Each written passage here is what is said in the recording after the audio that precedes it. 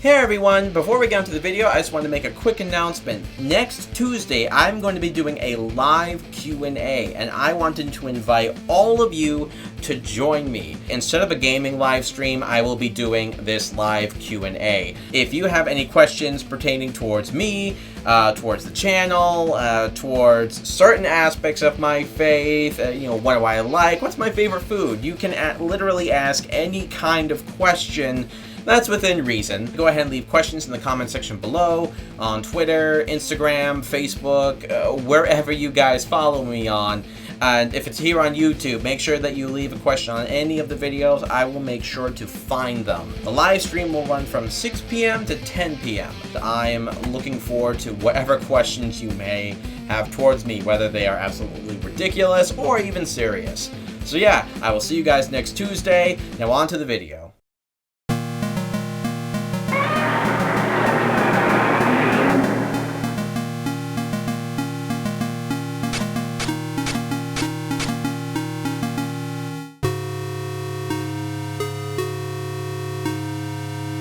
Let the sheNEDigans begin.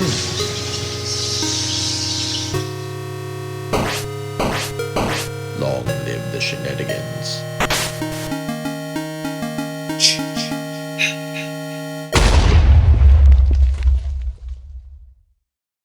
Hello and welcome to the topic of this week's video. As always, let's talk some sheNEDigans.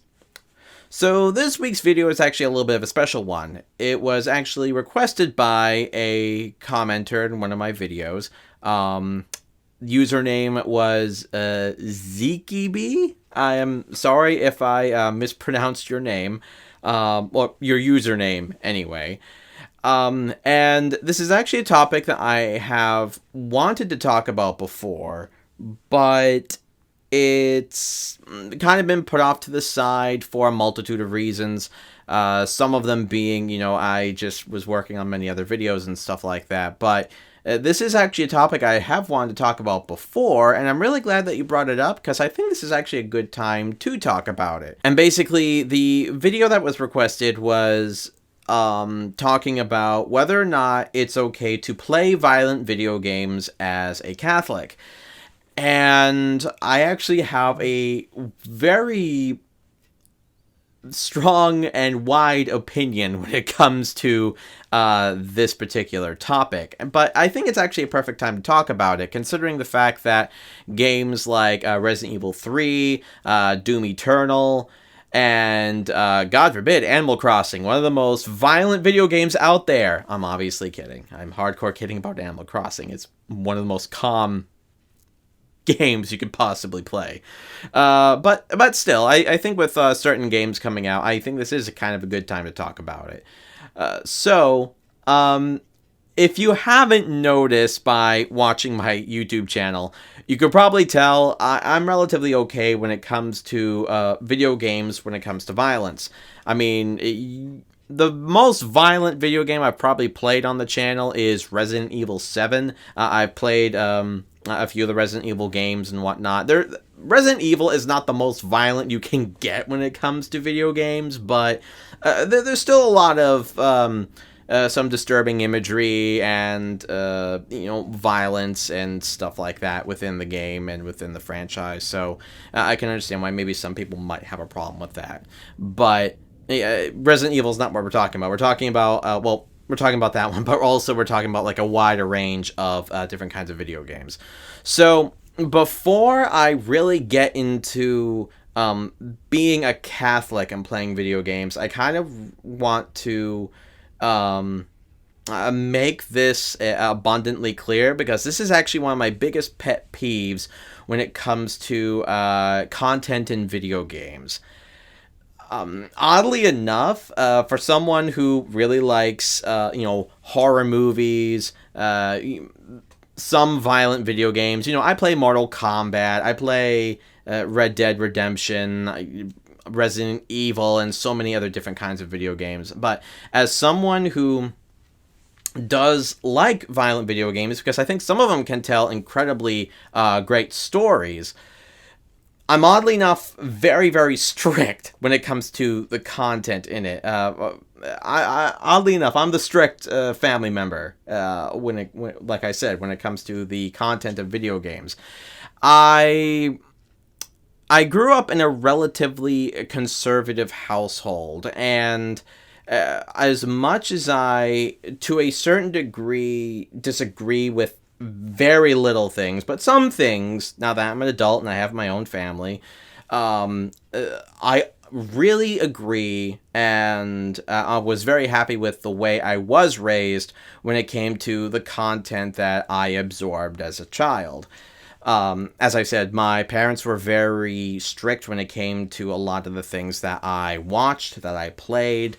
I mainly only played, rated E video games when I was a kid. And heck, even when I was a teenager, my mother was still a little bit about, certain kinds of T-rated video games and whatnot. But, obviously, as I got older, she was, obviously very understanding. She was just like, okay, well, you're old enough to understand this, you're old enough to understand that. And she she didn't necessarily like some of the games I played, but she was like, okay, well, you're fine, you understand, so on and so forth. Both she and my dad were very strict about what content I absorbed, as I said. So, with me raising my own children, that is definitely the same kind of mentality that I would, put into my children. I don't want them playing incredibly violent video games. I don't want them playing Mortal Kombat. I don't want them playing Call of Duty. I don't want them playing certainly Grand Theft Auto. That's just off the table. If there's a game franchise I am 100% against, it's Grand Theft Auto for a multitude of reasons. So when it comes to parents like buying children video games, this is really the time I get when I have a huge pet peeve, because I get really annoyed at parents who are not paying attention to the content that are in video games when it comes to their children either buying or requesting video games. And in today's society, with the internet, with everything, nobody has any excuse anymore to not look up what is in video games. In the 90s, sure, whatever, I understand. Today, you can go on the internet and say, okay, what is in this video game? Should I buy my child this video game? And I actually have a true story, by the way. I was at GameStop one time, and there was a parent who was buying their child, who was not even a teenager yet, by the way, Grand Theft Auto 5, because they wanted to play it, and that was what was popular. And if your kid's a teenager and you're buying them Grand Theft Auto, I'm gonna have to completely disagree with you on buying it, but it's like, okay, I 100% disagree with you, but it's a teenager, so it's a little bit different, but I still disagree with you. I don't think I don't think they should be playing it, but that's neither here nor there. But I think everyone can agree, if a child is below the teens, they should not be playing practically any kind of M-rated game. Never mind Grand Theft Auto. And something I will actually applaud is the store clerk. And for a GameStop, or for just any store in particular, I applaud him for doing this. Actually confronted the parent and said, you do realize what's in this game, right? And she's like, oh, I know it's popular and blah, blah, blah. And you can go online, which, by the way, that's another peeve I'll talk about in a little bit. He said, you do realize what's in here, right? Did you look at the back? You looked at, you did your research and whatever. And like I said, I applaud this guy. For a video game store clerk who, it's all about sales and everything, I'm glad he did that, because it's, as much as it's the parents' responsibility to look at what's in video games, I also think it is the responsibility of the people who are working in these stores to inform parents that, this is the stuff that's in these video games that you're buying for your kids. And it's just incredibly frustrating. I mean, you can take one quick look at the cover and see, look, it's rated M in the corner. Oh, look, why is it rated M? Right here in the corner, once again. And the fact that many parents aren't even doing this, that they're not even bothering to look at what is in these video games, is incredibly infuriating. And this is the only time I will probably, I will say that's dumb. That's really dumb that, this parent didn't bother to do the research in looking into, like, what is in this video game. Moving on from that, and basically, what I think about the content in a lot of these video games. If you are an adult and you have depending on where you are in life, and if you are following any kind of religion or whatever, and if you have a good standing in your faith, and you have a full understanding of what you're playing or watching, then I think it's 100% okay to play almost whatever you want. Obviously not everything, but almost whatever you want. There's a lot of games that I have personal gripes with when it comes to like my own faith and stuff like that, where I'll be like, no, I don't want anyone in my household playing those particular games. Or heck, even watching particular movies and whatnot. Everyone knows I'm a huge horror fan, but there's a line that I do draw when it comes to some horror movies. I don't like the overly violent ones because, or what I like to call torture porn, because, I mean, that's all the movies are about. It's all about blood and gore and everything. There's no plot. There's nothing to it. It's just blah. As a father, I like I said, oddly enough, I'm a very strict person when it comes to any of this kind of stuff. So, like, I don't want Pippin growing up playing, like, little anyway, playing Mortal Kombat. I don't want him playing Resident Evil. I don't want him playing, a lot of specific things. When it comes to some of these games, because, for example, with old Resident Evil games, like the old PlayStation 1 ones, which are kind of silly, yeah, they're a little bit bloody and everything, but they are incredibly very, very, very silly. I kind of look at those, I'm like, look, if he was watching me play, I would be, depending on the age, obviously, I would, he's under my supervision, he's under, I'm explaining to him, what's going on in the game and stuff like that. That's kind of one thing, where I would be a little bit lenient, but I wouldn't want him playing any of them. And there's a reason for this. So watching a movie and watching a violent movie and playing a violent game are two incredibly different things. Because if you're watching a movie, obviously you are the bystander, you are the audience, you are engaging and watching this movie and what the characters are doing and watching the story unfold with some of the horrific things that are happening within the movie. But when it comes to a lot of video games that are either violent or do have moral choices, you, the player, get to choose what happens. So obviously, I don't believe in the whole aspect of if you play a violent video game, you're going to turn into a psychotic killer. I don't believe in that at all. I think that's just a fear that a lot of people have brought on, and instead of blaming bad parenting, they just want to go ahead and blame the bad product. So, blame the product, not the bad parenting. Yeah, so instead of, saying that child was not raised properly, they just want to go ahead and try to blame practically anything else, just so, the person doesn't have to feel bad about the horrific thing that their child did. Because, no one wants to believe that they are a bad parent. But the thing is that you have to call it out when you have to call it out. If you specifically just, keep blaming everything, being like, this is the cause for why society is so bad, it's not. Violent content and violent things have been around for centuries, okay? And it's not the people's fault. It's not the content's fault that people, decide to engage in this rather unfortunate behavior in real life. It's the way they were raised, where they are in their own life, mentally, faith-wise, anything like that. And there's just a lot of things that you have to look into when it comes to when a horrific thing happens. And you can't just immediately point the finger and be like, oh, it's totally video games, it's totally violent movies, it's totally rock and roll. You can't just look at it and be like, oh, it's that fault. There has to be an underlying thing which brought that aggression out.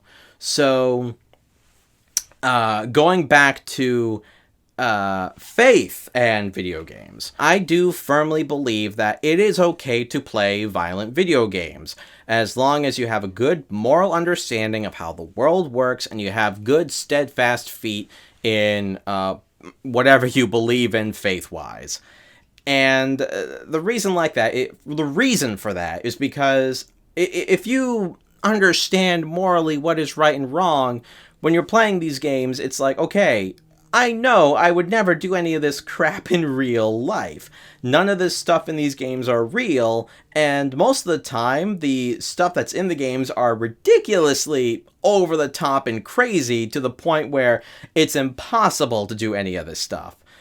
Minus, like I said, games like Grand Theft Auto. I mean, even then, they can be a little bit crazy and over the top, but like I said, I have my own personal reasons for not liking Grand Theft Auto. That is the only game I will ever hate on. That when it comes to its content, for like I said, for a multitude of reasons. But yeah, like I said, I think it's okay to play this stuff because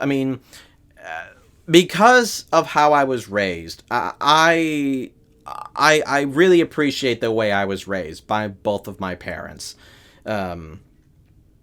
and the reason is because I grew up into these things slowly. I grew up playing games like Star Fox, Banjo-Kazooie, Star Wars games too, but that's a little bit different. Yeah, a lot of them were rated T for teen, but the thing is the content in Star Wars is drastically different from a lot of other T-rated games. There are some T-rated games that borderline get very close to the M rating, in my opinion. One game franchise in particular is Soul Calibur. I love Soul Calibur. I absolutely love all the games, love the franchise. The only reason why I say that one's kind of close to like M rating is not because of the violence. It's actually very tame when it comes to that kind of stuff, but it's because of the way the women are incredibly scantily clad in the games. Not all of them, but some of them. And if you're a Soul Calibur fan, you'll know exactly what characters I'm talking about. And I remember buying... I think this was like the first time my parents didn't pay attention to a game I bought. I got Soul Calibur, and I bought it because for the GameCube, you could play as Link, and that was for Soul Calibur 2. So me, a Legend of Zelda fan, I'm like, oh, cool, you can play Zelda in this fighting... Not Zelda, I am so sorry. Wow, I did the biggest the video game atrocity ever. Heresy! You could play as Link in Soul Calibur 2. And I thought that was really cool, because you could play him in a fighting game. So I bought it, and eventually I realized, oh, hey, that woman's not just, ooh, boy, So, my parents, actually, I don't even think it was my parents noticed it. I think it was, one of my siblings, saw me playing it, and they were like, you sure you should be playing that? Because, I mean, the game was fine, but there were certain things in it that were not okay for me to play. I think at this point I was a teenager, so it was okay for me to play it, but still there are some T-rated games that you should look into because there are certain elements that you should look into. So, as a parent, when you're giving a game to a kid anyway. So, yeah, so like I said, I'm very thankful for how I was raised, because as I said, growing into this video content in media very slowly, I came to appreciate certain things. And as I got older and understood how life works, morally and just like overall world like and whatnot, I understood like, hey, this is wrong, this is not okay, and so on and so forth. Yeah, I definitely kind of went off in my own direction compared to some conservative stuff and whatnot, but it's because I mean, if you ever were to ever have a conversation with my mother, she would practically hate most of these video games. She would definitely not like Resident Evil. She would certainly not like Mortal Kombat or anything like that. But she understands. One, I'm an adult. Two, she raised me right. She raised me right, and she knows that and she knows that I know what is right and what is wrong, and so on and so forth. So, playing these, I am already in the state of my life where these things, in a manner of speaking, can no longer be absorbed into my spongy mind, where I can look at these and be like, huh, I wonder if this would be okay. Where it wouldn't be. But that's mind-wise. What about faith-wise? A lot of people say that this is actually a quote from a person I met a long time ago when they were telling me about them worrying about me watching horror movies. They literally said that horror movies are the cigarette of the soul, which... Gosh, that gave me the biggest laugh I could possibly get without actually laughing at them, because, man. Anyway, moving on from that. So I think some people would probably attribute that comment to video games, especially video games, because, as I mentioned before, unlike in movies, you're actually controlling the people who are doing this stuff in all of these video games. So would that also transfer over to, what you consider morally and soul-wise and stuff like that? Once again, no. Why? Because it's a virtual realm where you're not actually hurting anybody. Now, if you're playing an online game and you're being a complete jerk face to the other person on the other end, or being a jerk to your friend as you're playing like couch play video games or whatever, local co-op, whatever it's called these days. That's the thing. You're not hurting real people in these games. You're not doing atrocious things to real human beings. So I think that's okay. If you are actually being, one, rude and just completely just mean-spirited, or actually wanting or wishing real harm on an actual human being, that's when something like these games can become a problem. But if you're not doing any of that, I really don't see what's the problem with these games. And once again, I truly do not believe in the aspect of video games cause real-world violence.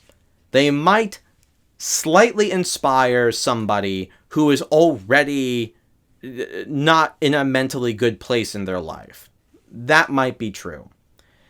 Because I can't obviously speak for certain, that these games don't inspire that kind of stuff. But unfortunately, incredibly good things also inspire evil, because people take it the wrong way, and then they're like, oh, this is how I interpret this message, so I'm going to go ahead and do this terrible thing that they believe is a good thing. So you can't simply just blame one thing or another. You have to look at the individual as who they are and analyze where they are in their life before you even try to start blaming any form of media for basically what's going on in the world.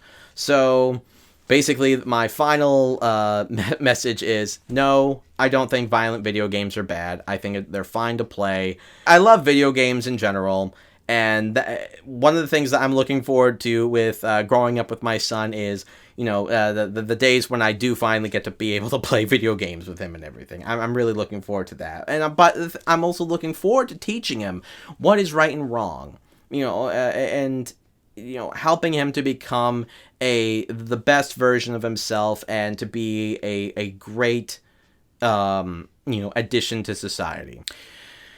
Anyways, thank you so much for making it all the way to the end of this video. I know it's probably a little bit of a long one, but these are things that I find to be very important, and that no matter what standing you have in life when it comes to what kind of content you think is okay with what you're playing, watching, or what your children are playing or watching, it is important that you have these kinds of conversations with your children, with your family, about the kind of media that you do have in your household. Because whether or not you agree with me, that's not the point. The point is that this stuff needs to be talked about, and you guys need to, talk about it, okay? When it comes to any kind of media, it needs to be talked about with your family. Thank you so much for making it all the way to the end of this video. I hope that you liked it. Ziki B, once again, sorry if I mispronounced your name. But yeah, I really hope that you enjoy the answers to your question, and I hope that you enjoy basically what I have done with the video and everything. So, as always, make sure that you guys follow us on social media with Facebook, Twitter, and Instagram. And make sure that if you are new to the channel, you subscribe, like the video, and share the word of sheNEDigans around.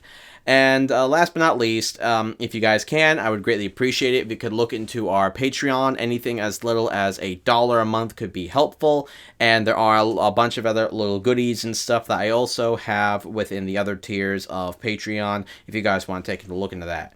Once again, thank you so much. God bless, and I'll see you guys around. Take care.